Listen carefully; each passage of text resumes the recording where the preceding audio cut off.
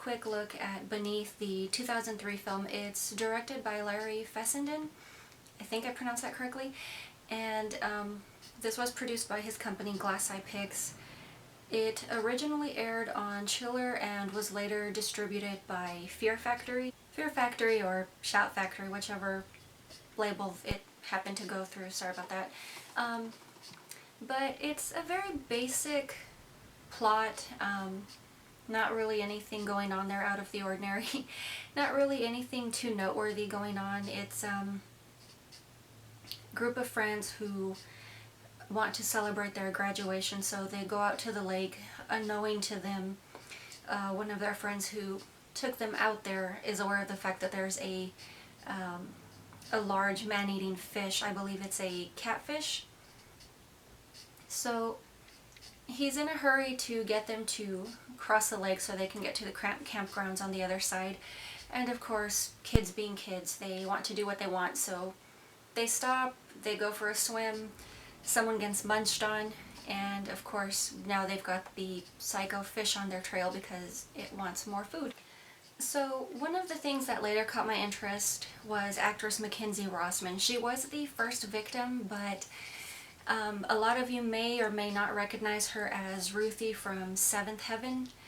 She definitely looks like the little girl. It's just, at first glance, I was not expecting to see her in this film, so that's definitely very interesting, for me at least. Honestly, not really anyone else too noteworthy in the cast. It's a very boring movie. It's very stupid. It's horrible. The characters are just idiots. They're going across the lake and they've got a leak in their boat because they were rammed by the fish. So they then devise the plan that they're going to sacrifice their friends so they can lighten the load, because they've got 6 people in this rowboat, which is not logical to begin with because that's pretty crowded, but they kind of start taking votes on who they're going to get rid of, and I guess to a degree they were going more for a drama film than horror movie.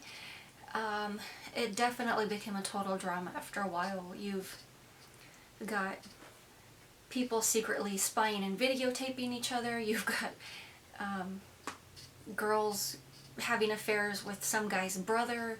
So yeah, pretty disgusting, lowly stuff, and it's very soap opera-y. But really, that's not enough to hold the interest in the film. It's very slow, it's very boring. Like I said, they're sacrificing people. It's very extremely stupid in my opinion, because the first guy that they cast over, he has some sort of a protective charm. So he managed to swim to shore and he got back just fine. Meanwhile, we have these idiots that are still in the boat and they've lost their paddle, so they're trying to maneuver themselves, just splashing in the water with their hands. Meanwhile, they're still kicking people off the boat when this one guy obviously proved he can swim to shore.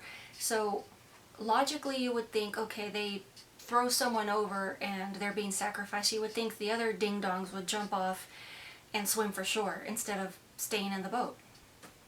And that's what I would have figured at least, but yeah, very moronic. And in all honesty, I tried looking at the special features for this movie and they are way more boring than the movie itself. Everything about this is terrible, unfortunately, so I really have nothing nice to say about this one, which is sad because the director himself seems like a very interesting person. I believe he founded Glass Eye Pix since 1985. That's still in production.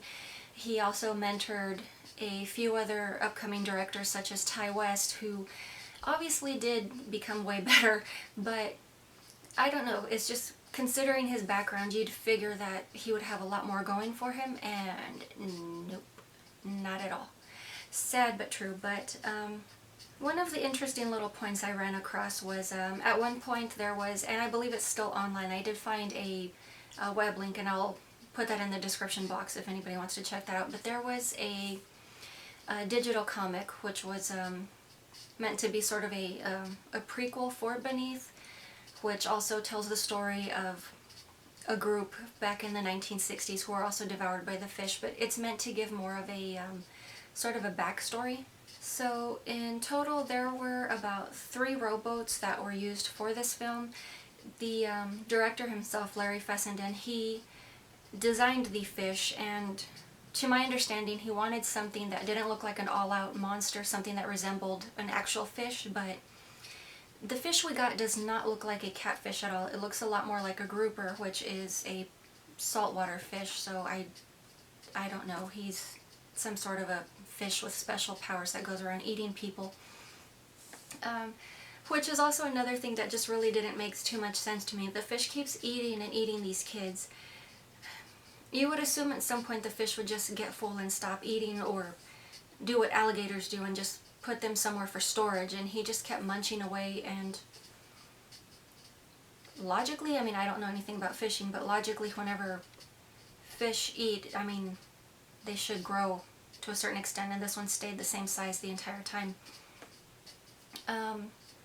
The fish itself did have a lot of good detail. He did have kind of a goofy look about him, but you can definitely tell whoever worked on the design put a lot of effort into this. So this film itself was shot over an 18-day period, and obviously they're outdoors, so the entire thing was shot in natural lighting. To my understanding, they didn't use like reflectors or anything else to try and color balance or anything like that. Let me see, other films that Larry Fessenden has done, I don't know if any of you have had the misfortune of running across these, or Wendigo. I did see that way back when, and it was terrible. He also did Habit and The Last Winter. I have not seen those other two, but I have no interest whatsoever. And I have learned my lesson. If I ever see his name on a film again, I am never watching it ever again. But yeah, that is pretty much it for today, and I will talk to you guys later.